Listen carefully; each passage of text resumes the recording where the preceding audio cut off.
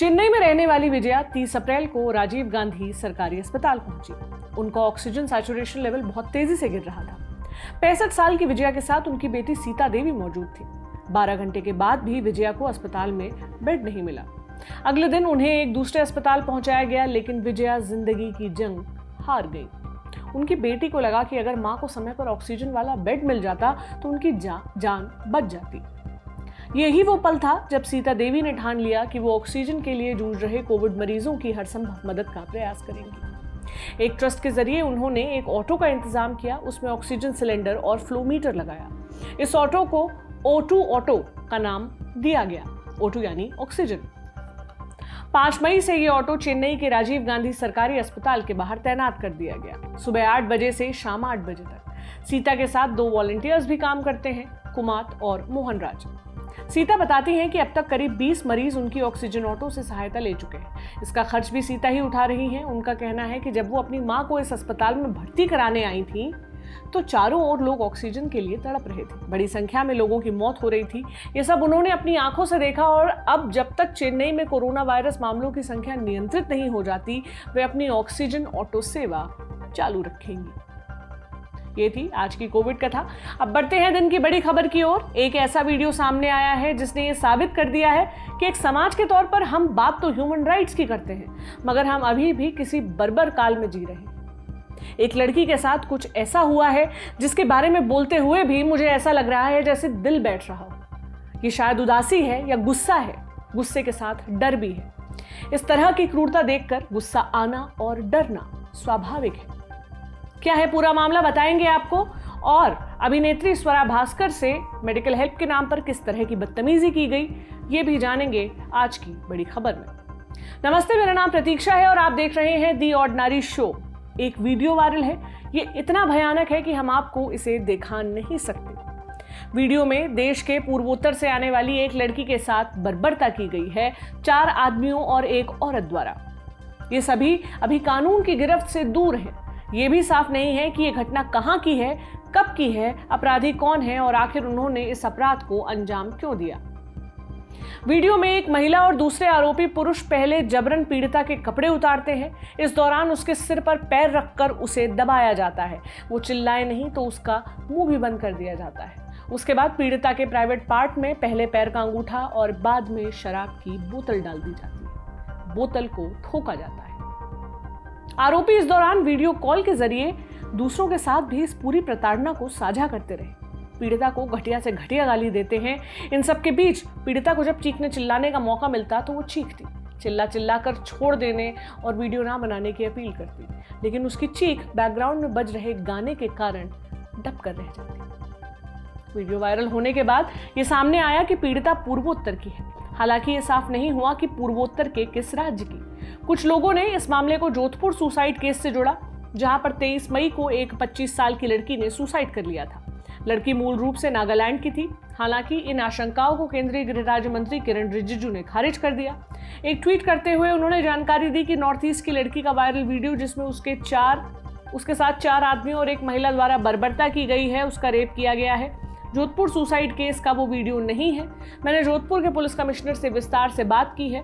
हालांकि राक्षसों को पकड़ने के लिए सभी राज्यों की पुलिस को पूरा दमखम लगा देना चाहिए। दूसरी तरफ असम पुलिस ने आरोपियों को खोजने के लिए ऑपरेशन शुरू भी कर दिया है। असम पुलिस ने अपने ट्विटर हैंडल पर आरोपियों की फोटो डाली है और लिखा है, ये उन 5 अपराधियों की फोटो है जो एक वायरल वीडियो में एक युवा लड़की के साथ बर्बरता करते हुए दिख रहे हैं। ये घटना कब की है और कहां की है, ये अभी साफ नहीं है। जिस किसी के भी पास इन अपराध और इन अपराधियों के संबंध में जानकारी हो, वो हमसे संपर्क करे, उन्हें इनाम दिया जाएगा।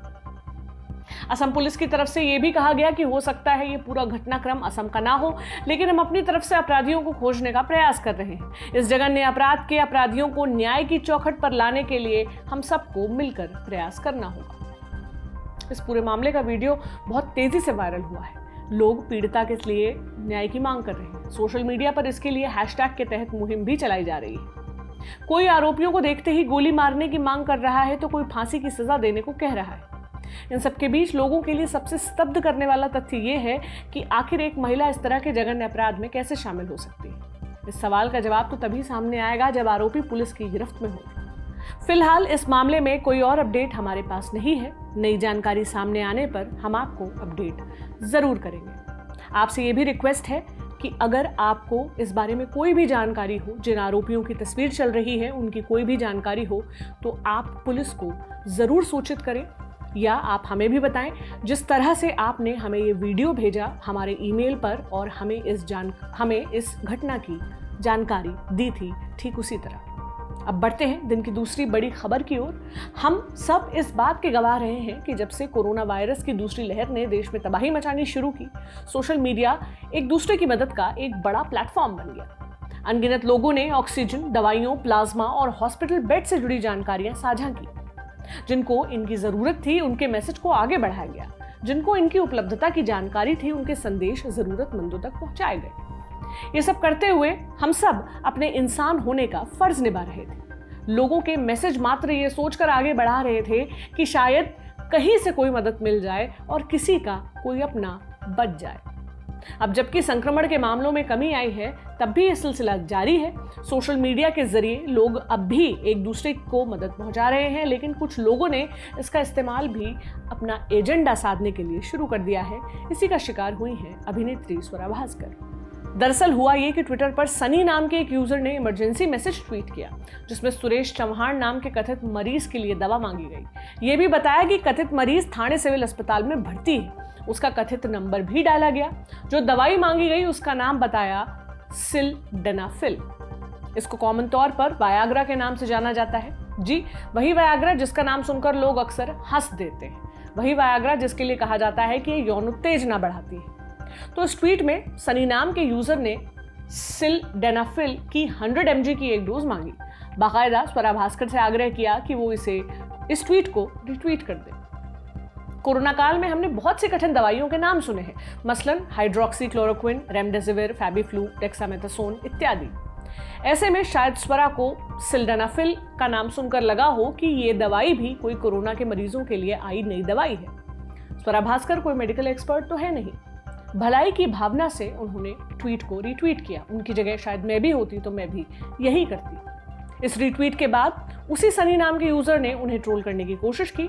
अगल बगल 2 स्क्रीनशॉट लगाए, एक एक्ट्रेस के रीट्वीट का और दूसरा जिसमें सिल्डेनाफिल को वायाग्रा बताया गया। सनी ने लिखा कि स्वरा इस आईक्यू लेवल के साथ सरकार के फैसलों की आलोचना करती है। लब्बो अब यही कि स्वरा वायाग्रा को नहीं पहचान पाई और चली है सरकार को चुनौती देने।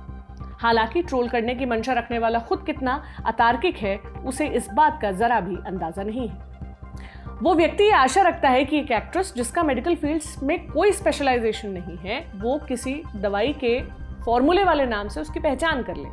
ये बिल्कुल वैसा ही है जैसे अमेरिका के किसी न्यूक्लियर साइंटिस्ट से आशा रखी जाए कि वो हिंदी साहित्य के किसी भक्तिकालीन कवि या कवियत्री का नाम सामने आते ही उसकी जीवनी से लेकर समालोचना तक प्रस्तुत कर दे, और अगर ना कर पाए तो ये ट्रोल उसका आईक्यू लेवल 0 घोषित कर। खैर, इस ट्वीट के बाद भी कुछ ऐसे ट्वीट आए जिनमें सिल्डेनाफिल के यूज के बारे में बताया गया कि इस दवाई का यूज यौन समस्याओं के अलावा फेफड़ों की एक बीमारी के इलाज के लिए भी किया जाता है। स्वरा भास्कर केवल इस तरह के गुमनाम टाइप के ट्रोल्स के निशाने पर ही नहीं रहती, ब्लू टिकधारी लोग भी उनके ऊपर छिछली टिप्पणियां करते हैं। बीते दिनों कोविड सहायता से जुड़ा एक ऐड करने पर दूरदर्शन के पत्रकार अशोक श्रीवास्तव ने उनके लिए एक बेहद भद्दी टिप्पणी की थी। श्रीवास्तव ने स्वरा को एक ऐसी कुंदबुद्धि महिला घोषित कर दिया था जिन्होंने भारतीय सिनेमा में वाइब्रेटर का पदार्पण कर उसे स्त्री शक्तिकरण का प्रतीक बना दिया है। बाद में श्रीवास्तव ने अपने मुंह की खाई और माफी मांगते हुए अपनी टिप्पणी वापस ली। इस पूरे मामले पर हमने स्वरा से भी बात की, सुनिए उन्होंने क्या कहा।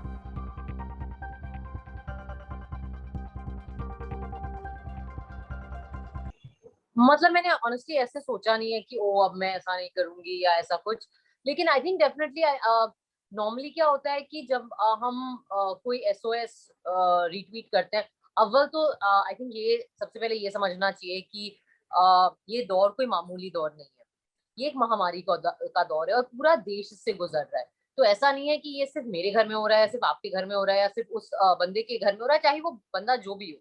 ये एक ऐसा दौर है जिसमें हम सब एक कठिनाई से गुजर रहे हैं, हम सब एक जानलेवा महामारी से गुजर रहे हैं, जिसमें सोशल मीडिया और ट्विटर नागरिकों के लिए एक ऐसी अवस्था में जहाँ पे सरकारी उपाय अपने पास उपलब्ध नहीं है, जो पूरी स्वास्थ्य की व्यवस्था है वो एकदम चरमरा गई है, जहां पर एक तरीके से अगर आप देखें ट्विटर और फेसबुक और इंस्टाग्राम पर, खास करके ट्विटर, ऑलमोस्ट एक सिटीजन हेल्पलाइन, एक नागरिक की इमरजेंसी हेल्पलाइन के रूप में साबित हुआ है, जहां पे सही में लोगों को मदद मिली है। तो सबसे पहले तो संदर्भ समझ लिया जाए। मुझे लगता है कि ऐसे वक्त में देखिए, मैं दोबारा करूं ना करूं कोशिश, मुझे लगता है कि मैं इतनी मतलब मैं एक घटिया मजाक की वजह से मेरे अंदर इतनी आई थिंक समझ है, और एक तरीके से इतनी सोशल रिस्पॉन्सिबिलिटी भी है कि मैं अगर जो केसेस जेन्युइन है, या of course you never know, but I mean obviously आप मदद करना बंद नहीं करेंगे किसी की, या अपने प्लेटफॉर्म और अपनी रीच को किसी अच्छी चीज के लिए इस्तेमाल करना बंद नहीं करेंगे।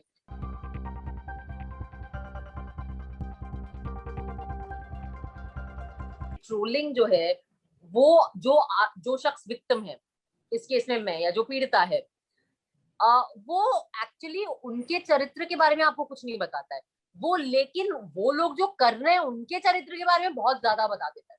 तो चाहे आपको स्वरा सही में कैसी है या कैसी नहीं है, चाहे उसका ट्विटर बायो जैसा भी हो, या उसने जो भी सीन करी हो फिल्म में अपने काम, एक अभिनेता होने के नाते, अभिनेत्री होने के नाते, अपने काम के तहत, जो ट्रोलिंग हो रही है उससे आपको मेरी शख्सियत का पता चले ना चले, लेकिन आपको अशोक श्रीवास्तव और बाकी ऐसे जो लोग हैं जो छिछोरी हरकतें कर रहे हैं, और सबसे ज्यादा तौहीन अपने वो प्रोफेशन की कर रहे हैं और खुद अपनी कर रहे हैं। मतलब मुझे लगता है कि यार, आप लोग सब 50-50 साल के अंकल हो, मतलब आप ये एक्ट्रेसेस को ऐसे, मतलब रोड साइड चीपड़ी हरकतें कर रहे हो, मतलब ये, मतलब इज इट, आपको शर्म नहीं आ रही? आपकी उम्र देखो, आपका ओहदा देखो, पता नहीं कैसे पहुंच गए हो आप उस ओहदे पे, लेकिन कहीं पहुंच गए हो आप, कुछ भी चापलूसी करके। कम से कम अपनी पोजीशन का ख्याल करो, अपनी उम्र का ख्याल करो। आपकी बीवी होगी, किसी दुर्भाग्यपूर्ण महिला के जीवन में आप पति बन के आए होगे, उसका ख्याल कर लो, अपने बच्चों का ख्याल कर लो ना। मतलब हर शर्म से आजाद है ये लोग।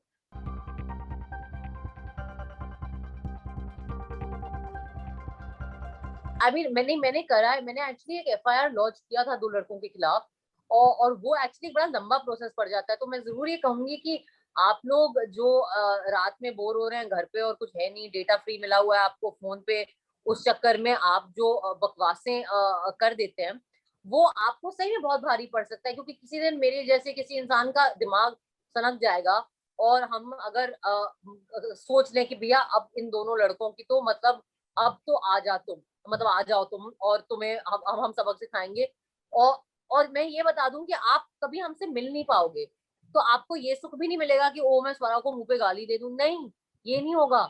3 कांस्टेबल आएंगे, 2 पुलिस वाले आएंगे, और ऐसी पिटाई लगाएंगे सबसे पहले तो, क्योंकि जो चीज आप कर रहे हैं वो जुर्म है, वो एक्चुअली आईपीसी के तहत एक जुर्म है। और फिर आपको एक क्रिमिनल की तरह, और कोई बड़े हाई प्रोफाइल क्रिमिनल की तरह नहीं, आपको एक बहुत ही गंदे पॉकेट मार टाइप के क्रिमिनल की तरह आपके साथ बर्ताव किया जाएगा। और मैं आपको ये भी बता दूं कि पुलिस के पास ना इस सड़े हुए टाइम वेस्ट के लिए बिल्कुल टाइम नहीं होता है। वो बहुत इरिटेट होते हैं कि उनको ऐसी घटिया केसेस के लिए ट्रैवल करना पड़ता है। अगर मुंबई पुलिस के आईटी सेल में अगर ये हुआ, तो कि मुंबई पुलिस की टीम को अलवर जाना पड़ रहा है, या कहीं छत्तीसगढ़ जाना पड़ रहा है, या झारखंड में कहीं जाना पड़ रहा है, तो वो बड़े गंदे मूड में भी आएंगे, आपके ऊपर एक एफआईआर लग जाएगा। वो आपके हर रिकॉर्ड में, अगर आप कोर्ट में पहुंच गए क्रिमिनल केस के साथ आजीवन, और कन्विक्ट हो गए, वो आजीवन आपके रिकॉर्ड पे आता है। हर बार जब आपके पासपोर्ट से लिंक्ड होगा, वो आप कभी बाहर अगर जाना चाहोगे, किसी वीजा के लिए अप्लाई करना चाहोगे, वो उस पे आएगा। ये तो स्वरा की बात हो गई, लेकिन इस तरह की ट्रोलिंग केवल स्वरा तक ही सीमित नहीं, और ना केवल एक पॉलिटिकल स्पेक्ट्रम तक। महिलाएं जब भी इस तरह के मदद के मैसेज सोशल मीडिया पर पोस्ट करती हैं, तो उन्हें भद्दी भद्दी गालियां दी जाती हैं। गाली देने वाले कभी खुद को सत्ताधारी पार्टी का समर्थक बताते हैं, तो कभी विपक्ष का। विपरीत विचारधाराओं का होने के बाद भी इस तरह के गलीज ट्रोल्स में एक बात जो कॉमन होती है, वो है स्त्री दोष, स्त्रियों से एक अजीब तरह की नफरत। हालांकि पुरुषों को भी इसी तरह से ट्रोल किया जाता है, या कहें कि उनका भी ऑनलाइन हरासमेंट होता है, लेकिन इस तरह उनके चरित्र की चीरफाड़ हो, ऐसा मुश्किल ही है। होता भी है तो महिलाओं के मुकाबले इसका वॉल्यूम बहुत कम होता है। और अगर गलती से मदद मांगती महिलाएं अपना पर्सनल नंबर सोशल मीडिया पर डाल दें, तो उनके लिए वो किसी बुरे सपने से कम नहीं साबित होता। हम आपको ऑर्डिनरी शो में ही इसके बारे में पहले बता चुके हैं, कैसे अपना नंबर शेयर करने वाली लड़कियों और महिलाओं को प्रताड़ित किया गया। उन्होंने दवाइयां और ऑक्सीजन मांगी थी, बदले में उन्हें इनबॉक्स में अश्लील संदेश और फोटो मिली। उनसे कहा गया कि ऑक्सीजन के एवज में उन्हें रात बितानी होगी या डेट पर चलना होगा। ये सब सहने वाली महिलाओं की कई रातें बिना सोए गुजर गई। यहां खत्म होता है बड़ी खबर सेगमेंट। अब बारी सुर्खियों की। पहली सुर्खी में पंजाब और हरियाणा कोर्ट ने एक एसआईटी गठित करने का आदेश दिया है। इस एसआईटी में 3 सदस्य होंगे, तीनों की तीनों महिला पुलिस अधिकारी। एसआईटी बलात्कार के उन आरोपों की जांच करेगी जो बठिंडा क्राइम इन्वेस्टिगेशन डिपार्टमेंट में काम करने वाले एक एएसआई के खिलाफ लगाए गए हैं। पीड़िता विधवा है। 12 मई को यह मामला सामने आया था। पीड़िता ने कहा था कि आरोपी पुलिस वाले ने उसके बेटे को ड्रग्स के झूठे केस में फंसाने का दबाव बनाकर उसका रेप किया। उसने जब दोबारा ऐसा करने की कोशिश की तो पीड़िता ने गांव वालों की मदद से उसे रंगे हाथों पकड़वा दिया। आपत्तिजनक अवस्था में वीडियो बना लिए। बाद में ये वीडियो सोशल मीडिया पर वायरल भी हो गए। मामला सामने आते ही पीड़िता की शिकायत पर एफआईआर दर्ज कर ली गई और आरोपी पुलिस वाले गुरिंदर सिंह को अरेस्ट कर लिया गया था। साथ ही उसे नौकरी से भी निकाल दिया गया था। इस बीच पूरे मामले की जांच के लिए एसआईटी भी गठित कर दी गई है, लेकिन पीड़िता पुलिस की कार्रवाई से संतुष्ट नहीं थी। इंडियन एक्सप्रेस की रिपोर्ट के मुताबिक पीड़िता ने अपने वकील गुरप्रीत सिंह भसीन के जरिए पंजाब और हरियाणा हाईकोर्ट में याचिका डाली, जिसमें कहा गया कि पीड़िता को डर है कि पुलिस इस मामले में निष्पक्ष जांच नहीं करेगी और साथ ही साथ उसे नुकसान पहुंचाने की कोशिश भी हो सकती है। याचिका पर सुनवाई करते हुए हाईकोर्ट के जज अरुण मोंगा ने पुलिस को फटकार लगाई और पूछा कि आखिर इतने संवेदनशील मामले की जांच की एसआईटी के लिए जो गठित की गई है उसमें एक भी महिला सदस्य शामिल क्यों नहीं। दूसरी सुर्खी मेरठ से है। इलाहाबाद हाई कोर्ट ने मेरठ पुलिस को आदेश दिया है। कोर्ट ने कहा है कि 19 साल की उस महिला को प्रोटेक्शन दी जाए जिसने इस्लाम धर्म छोड़कर हिंदू धर्म अपनाया है और फिर शादी की। कोर्ट ने उसके पति को भी प्रोटेक्शन देने का आदेश दिया है। एनडीटीवी की रिपोर्ट के मुताबिक महिला का नाम कहकशां था। बाद में उसने हिंदू धर्म अपनाकर अपना नाम यति रख लिया। महिला के वकील ने कोर्ट को बताया कि उसने अपनी मर्जी से एक बालिग व्यक्ति से शादी की है और इसकी जानकारी बाकायदा अखबार में भी दी है। वकील ने यह भी बताया कि शादी के बाद से ही महिला के पिता जाहिद अहमद उसे जान से मारने की धमकी दे रहे हैं। कोर्ट ने जाहिद अहमद को भी एक नोटिस भेजा है जिसमें उन्हें महिला के घर में न घुसने की हिदायत दी गई। तीसरी और आखिरी सुर्खी शाहजहांपुर से है। यहाँ एक महिला ने खुदकुशी करने का प्रयास किया। नवभारत टाइम्स की रिपोर्ट के मुताबिक महिला के पति ने उसे छोड़ दिया था। वो आर्थिक तंगी से भी जूझ रही थी। उसके बच्चे लगातार भूखे रह रहे थे। महिला ये सब सहन नहीं कर पाई और गर्रा नदी में छलांग लगा दी। समय रहते स्थानीय लोगों ने महिला को नदी से निकाल लिया। ये पूरा घटनाक्रम शाहजहांपुर के राजघाट इलाके का है। पुलिस ने इस मामले में महिला से पूछताछ की है। उसने अपना नाम ममता राठौर बताया है। उसने बताया कि 4 साल पहले उसके पति ने उसे छोड़ दिया था, जिसके बाद वो लगातार आर्थिक तंगी से जूझ रही थी। 1 महीने पहले भी उसने खुदकुशी की कोशिश की थी। फिलहाल महिला को अस्पताल में भर्ती कराया गया है। तो ये था आज का ऑर्डिनरी शो। आपको ये कैसा लगा हमें कमेंट सेक्शन में जरूर बताएं। अगर आपके पास कोई सुझाव है तो आप हमें ईमेल कर सकते हैं theordinaryshow@gmail.com पर। अपना ख्याल रखें। शुक्रिया।